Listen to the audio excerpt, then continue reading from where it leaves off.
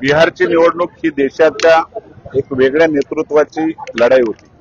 खरं म्हणजे मोदींच्यावर असलेला विश्वास बिहारमध्ये सगळ्यांनी सांगितलं होतं की नितीश कुमारांना तेवढं यश येणार नाही, पण मोदींचं नेतृत्वच असं आहे की देशानेच नाही जगाने स्वीकारलंय आणि त्याचं खरं उत्तर बिहारमध्ये मिळालं। 200 पेक्षा अधिक जागा या एनडीएला मिळाल्यात आणि आघाडीचा धुव्वा झालाय। त्यामुळे निश्चितपणे भारतामध्ये भाजपशिवाय पर्याय नाही आणि निश्चितपणे हा विजय म्हणजे एक चांगल्या राजकारणाची दिशा ही भारतीय जनता पार्टीच्या माध्यमातून देशभर दिली जाते।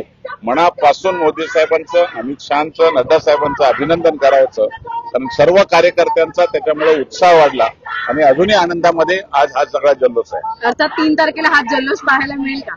बदलापूरमध्ये जल्लोष तर होणारच। भारतीय जनता पार्टीच्या माध्यमातून खूप चांगल्या प्रकारचं काम करायला चालू केलेलं आहे आणि चांगल्या पद्धतीने विजय होतो।